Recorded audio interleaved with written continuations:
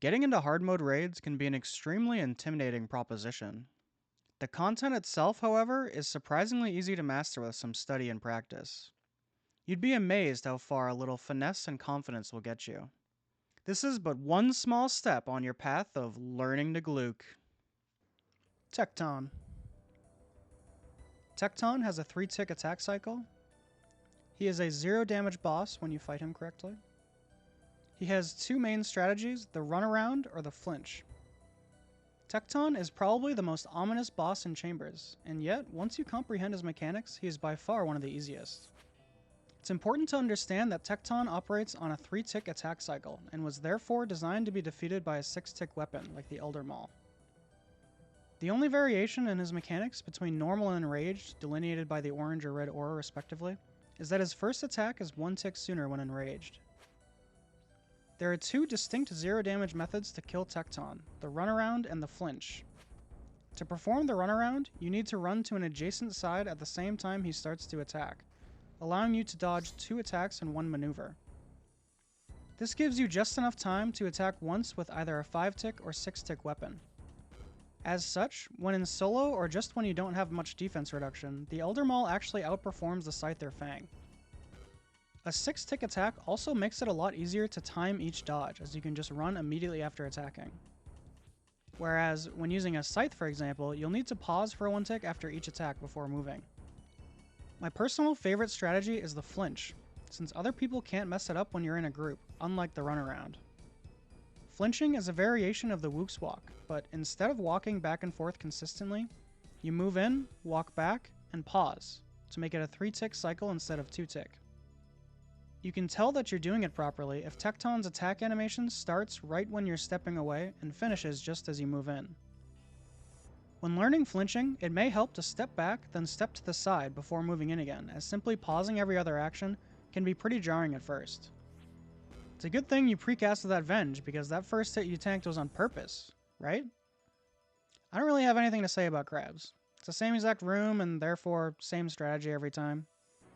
You can slow this down and copy my strategy if you're into that. Ice Demon. Ice Demon has a 3-tick attack cycle. He is a 0 damage boss when fought correctly, and he's designed to be killed with either fire spells or the T-bow. Ice Demon is one of the few rooms where it's very worth point boosting. In a solo, you can get points for up to 5 stacks of kindling, netting you an extra 3,000 to 4,000 points for just a few seconds of extra cutting time. This is the highest points to time spent ratio in the entire raid. Ice Demon was designed to be killed with either fire spells utilizing the Kodai or the T-bow, which are both 5-tick weapons. As such, there's a simple attack then move strategy to defeat him. When you stand all the way north or south in the little alcove in the wall, there are exactly 3 tiles which you are meant to run back and forth between. When you are at max range from Ice Demon, his next attack will always take 6 ticks to reach you. This lines up perfectly with a 5-tick weapon if you run immediately after attacking. If you're like me and don't feel like bringing fire spells, there are actually a lot of viable weapon choices for killing Ice Demon. Firstly, if you haven't landed any defense reduction, the highest DPS weapon is actually the Shadow because of its insane accuracy. Secondly, the T-bow is obviously an amazing choice, but only if you land at least 1 hammer spec to make it more consistent. If you have no defense reduction or mega rares, the Fang is actually an amazing backup plan because of its double accuracy roll. For the Fang movement pattern, you can just walk in a diamond so that you're not burning tons of run energy. The most common strategy for fighting shamans is to simply safe spot them. There are 3 different gaps in the shaman room that can be used to safe spot. When setting up a safe spot, the main obstacle you need to overcome is his Acid Bomb special attack. The Acid Bomb has an AoE of 5x5 tiles, which means, to dodge it, you need to move 3 tiles away from the impact site. When standing at max range, which is 8 tiles, you can time your dodge of the Acid Bomb so that he attacks the exact same spot with both attacks without taking any damage. After jumping, the shaman will completely lose sight of you, which is why it's important to pause a moment before running away. When learning endgame content like raids, it's important to remember that the animation generally comes after the movement or damage was already calculated. Once you see the very beginning of the shaman landing animation and are within his sight range, he has already regained aggro and you can proceed to your safe spot. The minimum range you need to safe spot a shaman is 9 tiles. So if you're using a crossbow, it'll need to be on long range. Vanguards. Each of the vanguards have very nuanced attacks and movement patterns. Small mistakes here result in large punishments. The vanguards are actually reasonably simple and consistent when you plan properly. The vanguards are probably the most obnoxious and buggy boss in Chambers, but they are reasonably predictable and manageable with experience. The melee vanguard in particular will seemingly randomly decide to run away, even when you're standing right next to him. This is because his 8-tile leash range is calculated from his original spawn points. This means that in certain positions he's actually already moved past his own leash range when rotated. If you've gotten yourself into a bind with the melee vanguard, you can always retreat to the north side of the entrance for a simple and consistent safe spot.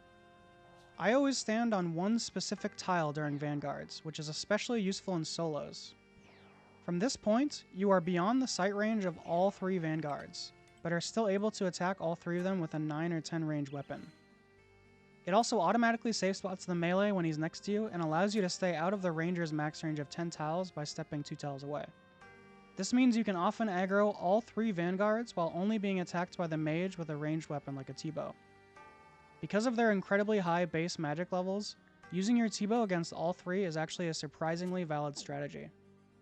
In solos, you only need 30 grubs total to finish the thieving room. However, you can get a quick and easy extra 1,000 points or so by dumping up to 40 grubs. Vespula is just Vespula. There's really no way around the constant redemption back and forth. Tightrope has a number of cheese strats for speedrunning through without killing anything. Wanting to skip fighting the mages and rangers is completely justified, considering they hit like a truck. However, the skipping methods are generally tick-perfect and unforgiving. Also, most of the points you gain from this room come from killing the enemies. That's why I like to use a simple back-and-forth safe spot method on the rangers in particular. Since they're stuck on an island, you can quickly run away after each attack until the mobs de-render from your client. This makes them drop aggro, allowing you to land another preemptive strike again and again. After Tightrope, just before descending to the 3rd floor, is the very last chest until you reach Ulm. I highly recommend using this last chest to re-overload and fully stock on supplies before continuing. Ooh, the electric slide! Vasa's boulder attack always lands far ahead of its animation and has a 3x3 AoE. I like to just run in a grid pattern in between attacks. Or maybe that's like a circle or a square? The Mystics are a great place to learn about corner trapping. The first Mystic is almost always a free safe spot by just running straight into the corner and luring him between the rocks. The other Mystics can be safe spotted almost anywhere in the back of the room. The obstacles in the room are purposely obtuse to make it that much easier. You just need to remember that mobs always try to move east or west first. Make sure to maintain a clear line of sight to give them that urge to punch you. Mutadiles. Mutadiles have a very erratic and unpredictable movement pattern. They attack with all 3 combat styles at the same time. You need to stay topped up with Bruise or you will die against Mutadiles. You can be attacked by all 3 combat styles in the Muta room, but the baby Muta's range attack is the scariest by far. That's why I recommend wearing full melee and even praying piety to maximize range defense. The Mutadiles actually have a negative stab defense bonus, making the Fang one of the best options in a solo. Remember to always pray melee when the baby Muta's on top of you, since that's the one attack style you gain full protection from. While freezing Mutadiles is a crowd favorite for group CMs, unfortunately, you're going to be stuck chopping that tree in solos. Trying to freeze the Mama Muta with a spell or ZGS is just too inconsistent for one man alone. When you enter the Muta room, if you run all the way to the back of the tree immediately, you can occasionally lose aggro on the baby Muta, allowing you to get some free chops in. Since tick manipulation works on this tree, attacking the baby Muta in between chops isn't just free DPS, but it also speeds up the chopping process. There's a delay interval, however, between chop procs, so it's best to wait a few moments before going for another attack. You can technically safe spot the Mama Muta using the little lip in the lake. However, the Mutadile movement is highly erratic, allowing her to get on top of you despite being safe spotted. If she starts shimmying towards you, you should be very, very afraid of getting stomped. You can always run to the other safe spot on the north side of the entrance when in an emergency. Olm. Olm is actually very simple once you get cycles going. You can always use a 0 damage strategy in lieu of DPS here. This boss is generally very rhythmic and predictable. There are two core concepts that you really need to understand when battling Olm. First, he always performs an action every 4 ticks. Second, his cycle consists of 4 actions. The cycle will always be 1. Auto attack, 2. Special attack, 3. Auto attack, and then 4. Empty action. His special attacks consist of Crystal Burst, Lightning, Portals, and Healing. Whereas his auto attacks can range widely from a standard magic attack or a prayer corruption sphere to acid drip or falling crystals. The empty action will always turn into an auto attack if the previous action was a head turn. That said, you can make his head turn at any time, which will skip his next action. This is the primary strategy in fighting Olm, specifically skipping his special attacks by turning his head. There are 3 zones in the Olm battlefield: left, middle, and right. These are the directions that Olm's head can face. We make Olm turn his head by dancing around these 3 zones. He will always turn his head if you're in the left or right zone and he's not facing that direction. Middle is a bit more complex though. Olm will still attack you if facing right and you're in the true middle or middle right zone. If you're standing in the middle left and he's facing right, he will turn to middle. However, he will turn from right all the way to left if you're standing in the middle left and his left hand has just been damaged. The same is true vice versa.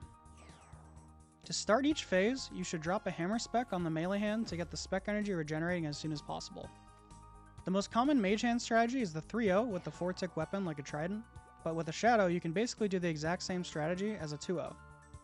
This wastes 2 ticks per attack cycle, but is very worth it in my opinion, considering it's a 0 damage method. There is a 12-0 shadow strategy that involves using diagonal dragging, which doesn't waste any ticks, but I can't be asked with that shit. When you splash your first hit, Olm will turn his head middle instead of left. If you're watching your XP drops, you should know whether your attacks splash before it happens. Simply keep running all the way to the left side, then run back all the way right to reset. After Mage Hand is dead, it's time to focus on the melee hand. There is a 1-0 melee hand method, which allows you to attack every 8 ticks by simply running back and forth, landing a drive-by swipe along the way, which you can always fall back on in a pinch as long as you have stamina. However, this method actually costs you a lot of DPS. Instead, most people use the 3-1 for a 5-tick weapon like the Scythe, or the 4-1 with a 4-tick weapon like the Lance. The 3-1 utilizes 2 head turns to skip the first auto attack and special attack of each cycle, tanks 1 auto attack, and waits for the empty action before repeating the cycle. To get into 3-1, you first need to scout where you are in the cycle by letting Olm perform 2 actions.